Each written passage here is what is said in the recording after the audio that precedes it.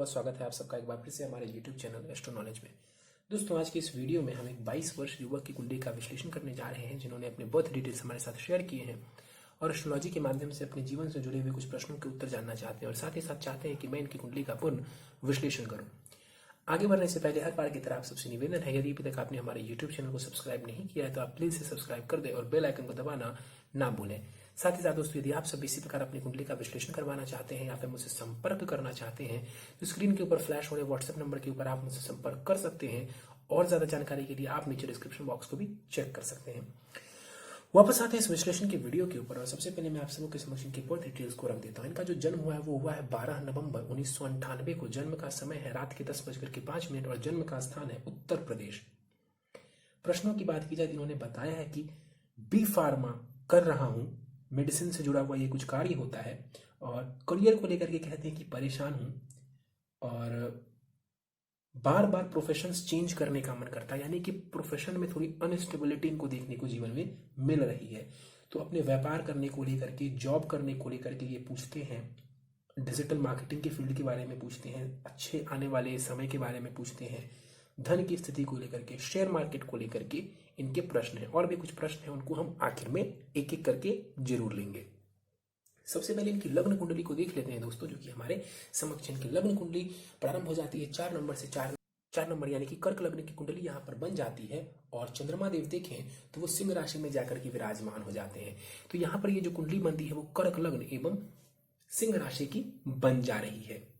कर्क लग्न यानी कि चंद्रमा के द्वारा अधिपत्य किया जाने वाला लग्न। ऐसे जातकों के स्वभाव की बात करें तो ऐसे लोग भावना प्रधान होते हैं, भावना से जुड़े होते हैं, इमोशनल होते हैं, किसी की बातों में बहुत जल्दी आ जाते हैं, थोड़े आलसी स्वभाव के भी होते हैं और काफी हद तक जो इंटेलिजेंट बहुत ज्यादा होते हैं, लेकिन भावना की वजह से, इमोशनल होने की वजह से कई बार इन्हें जीवन में नुकसान उठाना पड़ता है। मंगल इस कुंडली में योग कारक ग्रह बनते हैं, इसलिए ऐसे जातक मेहनत के बाद जीवन में शिखर तक पहुंच सकते हैं, इसमें कहीं कोई दो राय नहीं है। लग्न का मान यहाँ पर 3 डिग्री है, यानी लग्न के पास जो बलाबल है वो बहुत ज्यादा नहीं माना जाएगा, लग्न कमजोर अवस्था का यहाँ पर माना जाएगा। आगे बढ़े तो देखिए, लग्नेश द्वितीय भाव में, धन भाव में जाकर के चंद्रमा देव बैठे हुए हैं। लग्नेश का जाकर के धन भाव में बैठना, मैंने हमेशा से कहा, ये एक प्रकार का धन योग है, ये धन कमाने के लिए बहुत ही बढ़िया माना जाता है। लग्नेश चंद्रमा बनते हैं, धन भाव में जाकर के मंगल एवं राहु के साथ बैठे हुए हैं। चंद्रमा मंगल के साथ बैठ करके चंद्र मंगल लक्ष्मी योग का निर्माण करते हैं, वहीं राहु के साथ चंद्रमा का बैठना ये ग्रहण दोष बना देता है। तो योग एवं दोष दोनों ही बन रहे हैं कुंडली के द्वितीय भाव में। तो चंद्रमा यहाँ पर पूरे बलाबल के साथ 15 डिग्री के साथ 100% बलाबल के साथ यहाँ पर युवावस्था में बैठे हुए हैं। तो धन कमाने के लिए यहाँ पर स्थिति बढ़िया नजर आ रही है। मेहनत करेंगे तो जीवन में खूब सारा धन लाभ आप अर्जित कर सकते हैं। चंद्रमा राहु का ग्रहण दोष है, जिस वजह से आपका जो मन है वो अशांत रहता होगा और कहीं ना कहीं आपके मन में कई तरीके के विचार आते होंगे, मतलब कि कंसंट्रेशन की परेशानी आपको जीवन में देखने को मिलेगी।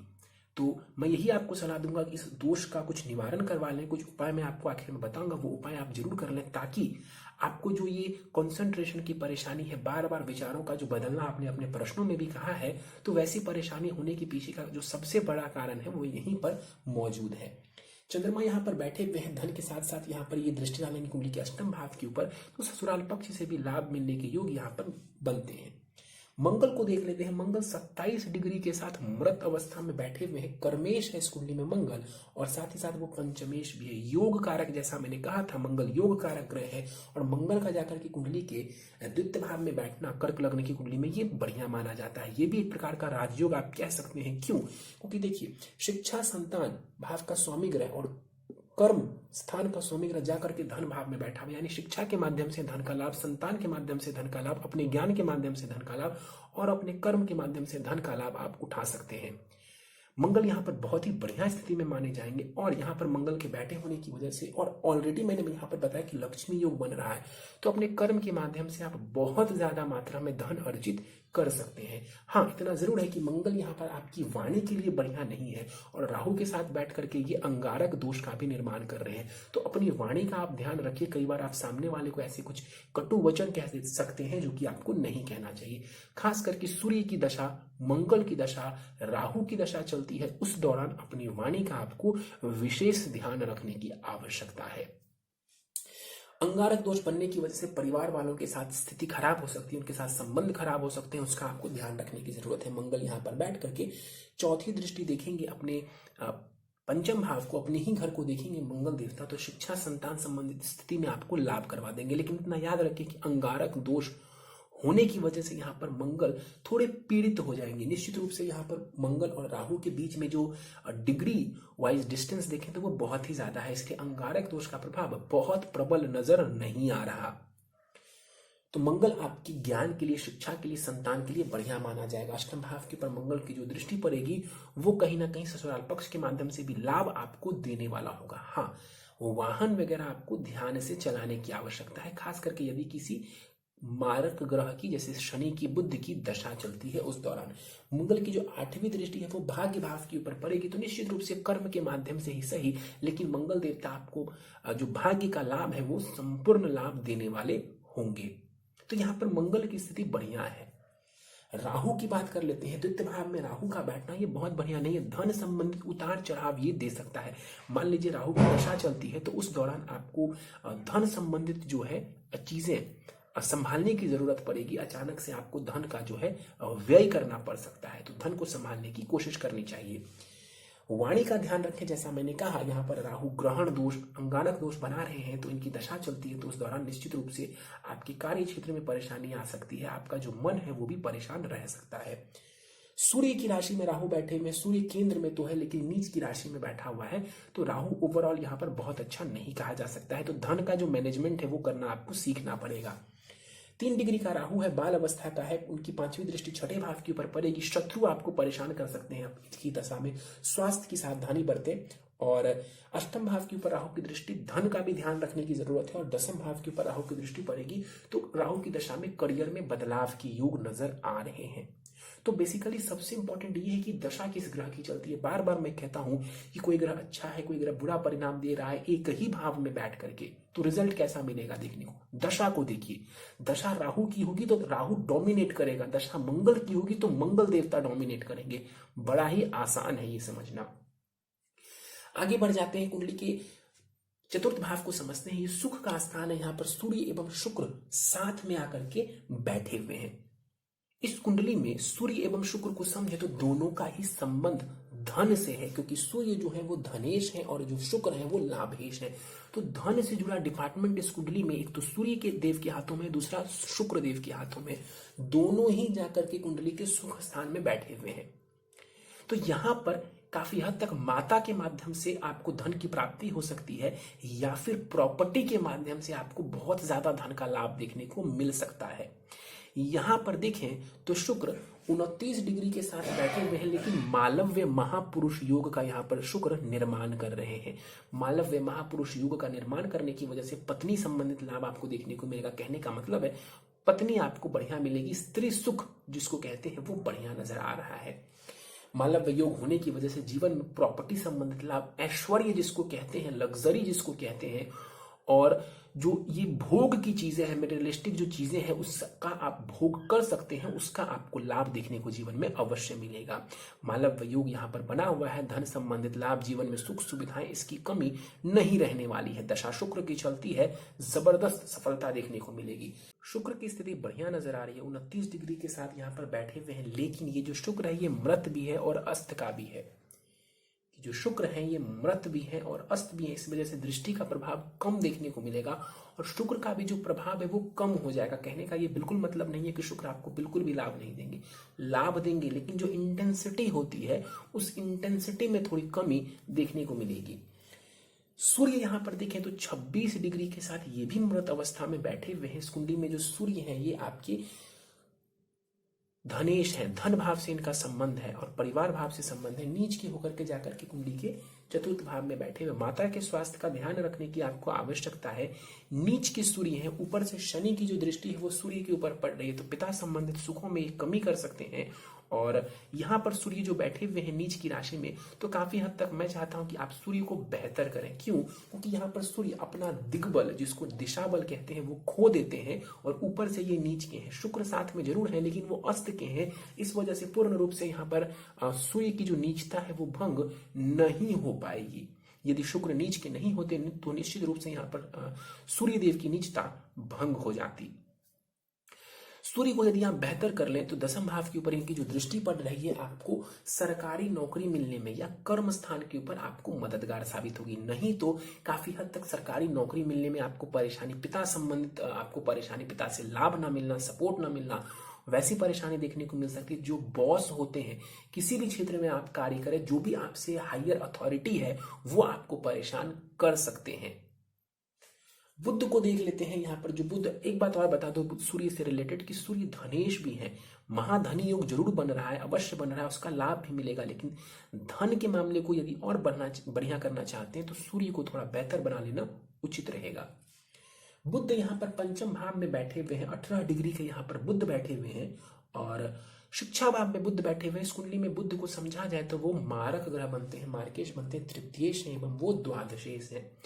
तो इस कुंडली में वो कारक कहीं से भी नहीं है और जाकर के कुंडली के शिक्षा भाव में बैठे हुए। शिक्षा भाव में बुध का बैठना किसी भी कुंडली में ज्ञान के लिए बढ़िया माना जाएगा, इंटेलिजेंस के लिए बढ़िया माना जाएगा। कहीं ना कहीं आपके अंदर क्रिएटिविटी मौजूद है, आपके अंदर वो इंटेलिजेंस मौजूद है जो होना चाहिए। लेकिन इस कुंडली में चूंकि बुध कारक ग्रह नहीं बनते हैं, इस वजह से वो बहुत ज्यादा आपको सपोर्ट नहीं कर पाएंगे। लेकिन फिर भी आप अपने ज्ञान के माध्यम से, अपनी बुद्धि के माध्यम से, अपनी समझदारी के माध्यम से धन का लाभ उठाने वाले होंगे। युवावस्था के हैं बुध, स्थिति बढ़िया है, मंगल के साथ तात्कालिक मैत्री में है। इस वजह से यहाँ पर ये जो बुध है ये आपको और भी ज्यादा सपोर्ट करने वाले हैं। संतान संबंधित कोई खास परेशानी नजर नहीं आ रही।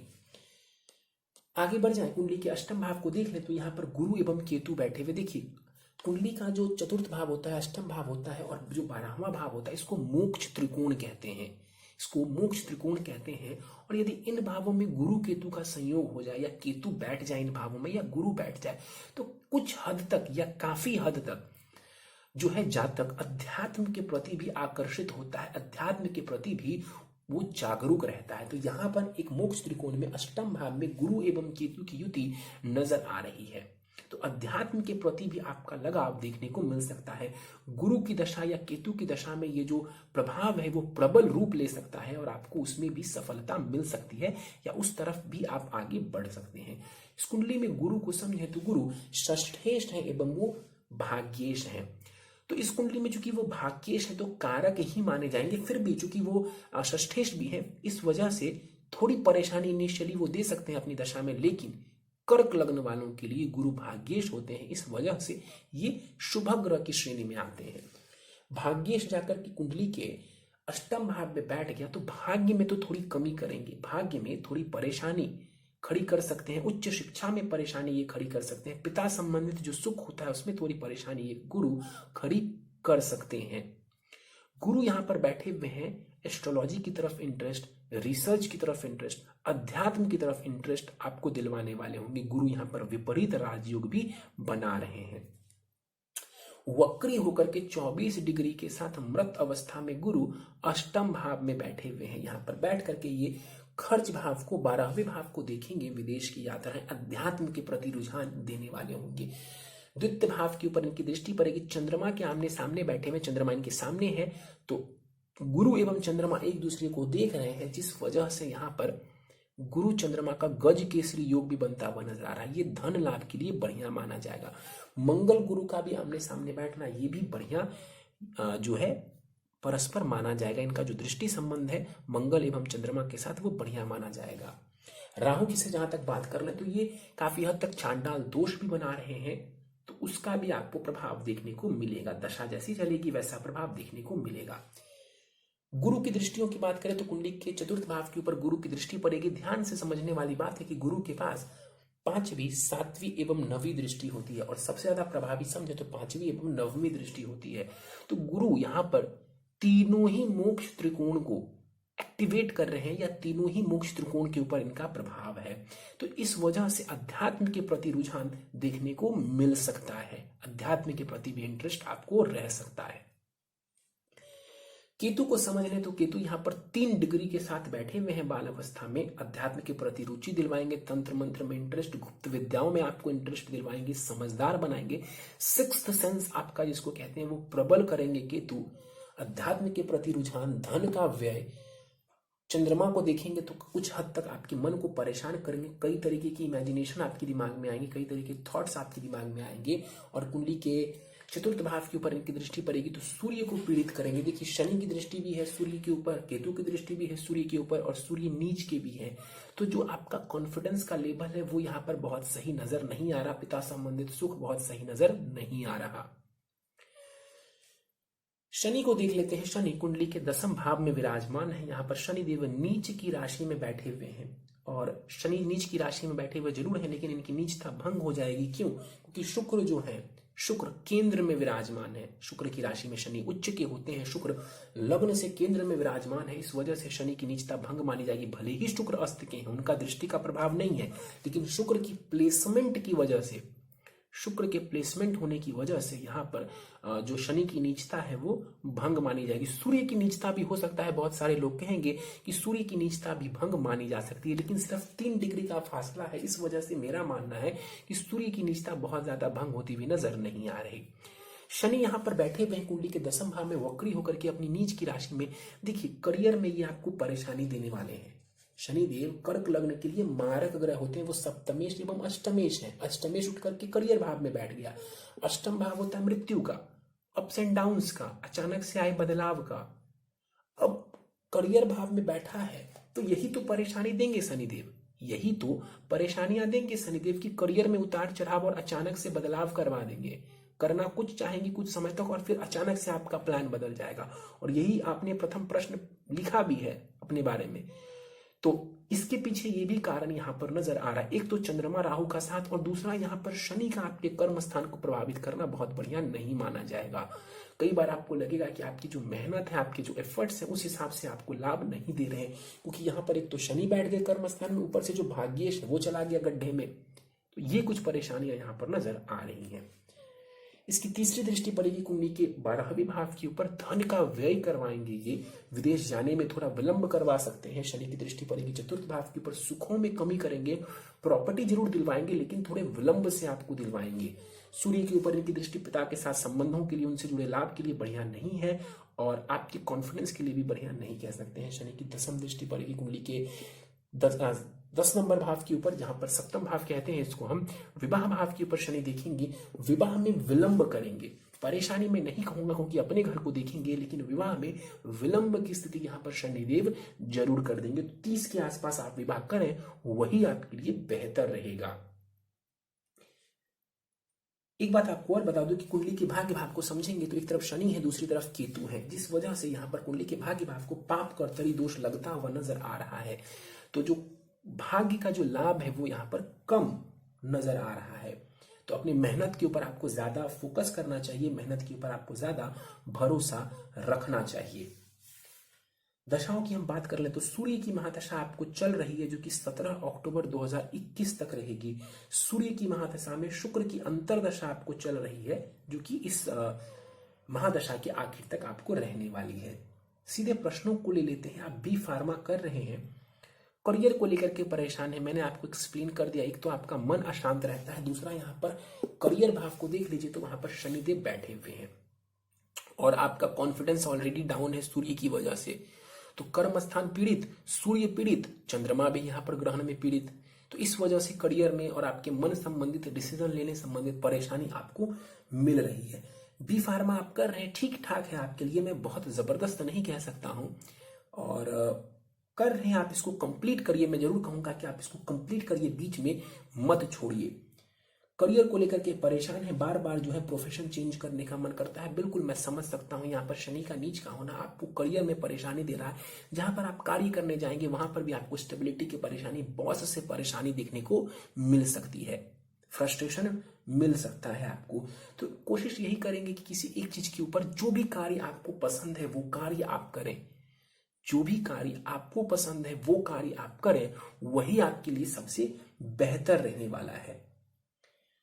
व्यापार करने के योग के बारे में आप जानना चाहते हैं कि जॉब करना बेहतर रहेगा या फिर व्यापार करना। देखिए मैं जॉब करने को लेकर के ही सहमत हूं, जॉब करेंगे वही आपके लिए बेहतर है। अभी व्यापार में जाने से आपको रिस्क लेना पड़ेगा और मैं नहीं चाहता कि अभी आप इनिशियल स्टेज में कोई रिस्क लें। ऑलरेडी यहाँ पर आपका जो कर्म स्थान है वो थोड़ा गड़बड़ नजर आ रहा है, वो शनि के प्रभाव में नजर आ रहा है। तो अभी आपके लिए बिजनेस के बारे में सोचना, व्यापार के बारे में सोचना उचित नहीं होगा। अपने जॉब के ऊपर आप फोकस करें।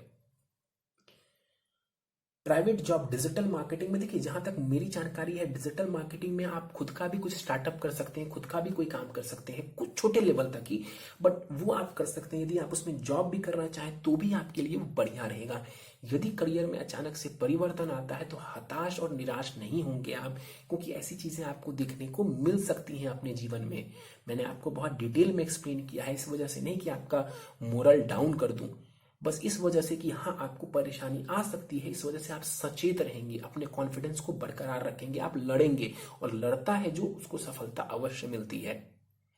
तो आप डिजिटल मार्केटिंग के क्षेत्र में जा सकते हैं, अपना भी काम कर सकते हैं। मैं बहुत बड़ा बिजनेस ओपन करने की बात नहीं कह रहा हूं। एक लैपटॉप लेकर के आप अपना भी कार्य, जहां तक मेरी जानकारी, आप कर सकते हैं। यदि संभव है, नहीं तो आप इसी क्षेत्र में जॉब करना चाहते हैं, कर सकते हैं। बी फार्मा जो आप कर रहे हैं, मैं चाहता हूं कि आप उस कार्य को कंप्लीट जरूर करें, बीच में मत छोड़ें। और एक बात आप जान लीजिए कि शनि की स्थिति भले ही यहाँ पर गड़बड़ है, लेकिन मंगल, मैंने आपको कहा था कि मंगल बढ़िया स्थिति में है। हम कुंडली में कुछ उपाय करके इस स्थिति में और ज्यादा बदलाव ले आएंगे, और ज्यादा स्थिति को बढ़िया बनाने का प्रयास करेंगे। शनि के प्रभाव को कम करेंगे, मंगल के प्रभाव को हम बढ़ाएंगे, ताकि इससे क्या होगा, करियर में आपको सफलता मिलेगी, और सफलता मिलने के बाद स्टेबिलिटी बनी रहेगी। तो आप इन दोनों ही क्षेत्रों में जा सकते हैं, दोनों ही क्षेत्रों को कर सकते हैं। अभी जो भी आपके लिए जरूरी है बी फार्मा, तो उसको पहले कंप्लीट कर लीजिए, बीच में मत छोड़िए। अच्छा और बुरा समय आप जानना चाहते हैं कब तक? देखिए, सूर्य की दशा जो चल रही है बिल्कुल एवरेज रहने वाला है, बहुत ज्यादा उम्मीद नहीं कर सकते इस दशा से। और अभी जस्ट 17 अक्टूबर 2021 को आपको चंद्रमा की महादशा एंट्री करने वाली है। लग्नेश है चंद्रमा, लग्नेश है चंद्रमा, और नवमांश में भी चंद्रमा अच्छी स्थिति में है, सिंह राशि में ही बैठे हुए हैं लग्न में। तो वर्गोत्तमी है चंद्रमा आपकी कुंडली में। और कुछ उपाय मैं आपको बता दूंगा जिससे कि चंद्रमा की दशा में जो लाभ की स्थिति है वो बढ़ जाएगी। जो ये राहु का प्रभाव है चंद्रमा के ऊपर, उसको हम कम करेंगे, और चंद्रमा की पॉजिटिविटी को हम बढ़ाएंगे। तो जो चंद्रमा की दशा है वो आपको बहुत कुछ देने वाली है। तो पॉजिटिव रहिए, कोई ऐसी चिंता करने की बात नहीं है। और अच्छे समय की बात करें तो वो बस आने ही वाला है। लेकिन आपके मन में चंद्रमा की दशा में भी कई प्रकार के विचार आएंगे, उससे बचने की आवश्यकता है, नकारात्मक विचार से बचने की आवश्यकता है। बुरा समय आपने पूछा, देखिए चंद्रमा की दशा, फिर मंगल की दशा आपको आएगी। तो आने वाले जो 17 वर्ष है आपके लिए बहुत इंपॉर्टेंट है। आपके वो करियर का पीक पॉइंट होगा, आपके जीवन का सबसे इंपॉर्टेंट पॉइंट होगा। और वो 17 साल यकीन मानिए आपको बहुत मदद करने वाले हैं। तो चिंता करने की आवश्यकता नहीं है। अभी करीब करीब 17 वर्ष तक आपको बढ़िया ही समय आने वाला है।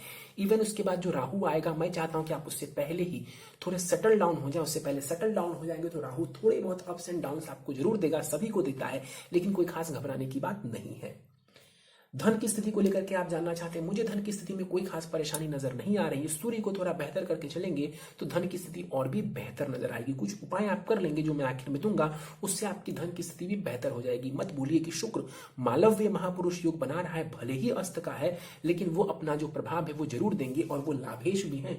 तो आपको जीवन में धन जरूर देखने को मिलेगा, सुख, वैभव, ये सब, समृद्धि, सब कुछ देखने को आपको मिल जाएगी।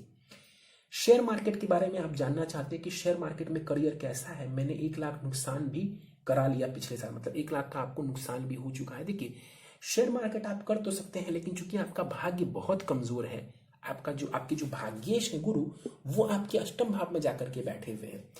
सूर्य और शुक्र तो चलिए साथ में बैठे हुए, कुछ हद तक ये भी मान लेंगे कि सूर्य की भी नीचता कुछ कम हो जाएगी, मतलब नीचता भंग हो जाएगी। लेकिन यहां पर जो गुरु की स्थिति बढ़िया नहीं नजर आ रही है। कर्मेश जो मंगल है वो राहु के साथ बैठे हुए, और पंचम भाव से हम स्पेक्यूलेशन को देखते हैं, स्पेक्यूलेशन को, सट्टा को देखते हैं, या शेयर मार्केट को भी देखते हैं। वहां पर देखें तो एफर्ट्स भाव के स्वामी ग्रह बुध और खर्च और नुकसान भाव के स्वामी ग्रह बुध आकर के बैठे हुए।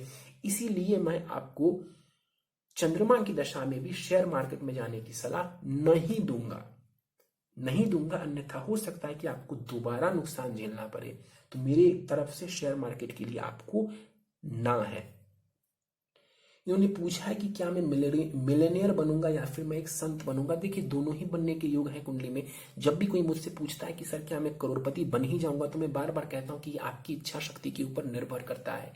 ये आपकी इच्छा शक्ति के ऊपर निर्भर करता है। जरूरी नहीं है कि अंबानी और बिल गेट्स की कुंडली में ही सारे राजयोग हैं, बाकी जो 750 करोड़ लोग हैं उनकी कुंडली में कोई राजयोग मौजूद नहीं है। ऐसा कहना बेवकूफी होगी। उनकी इच्छा शक्ति बहुत बड़ी है, उनकी इच्छा शक्ति बहुत बड़ी है, उनके पास निश्चित रूप से जो है कुंडली का सपोर्ट होगा।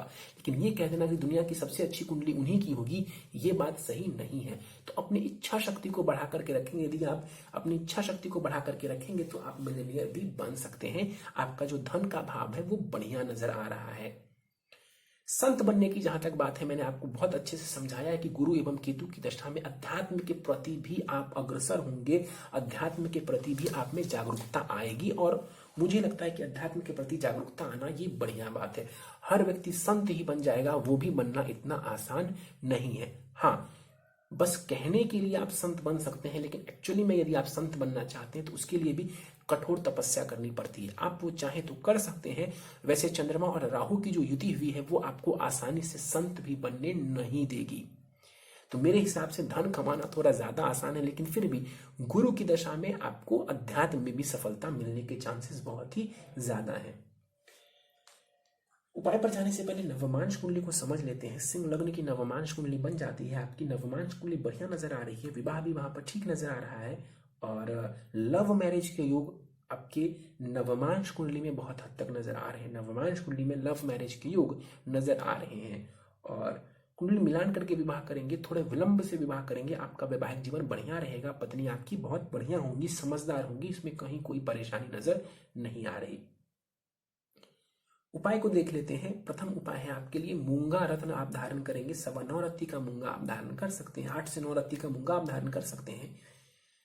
राइट हैंड की अनामिका उंगली में, रिंग फिंगर में आपको इसको तांबे अथवा सोने की अंगूठी में जरवा करके शुक्ल पक्ष के मंगलवार की प्रातः काल को धारण करना चाहिए।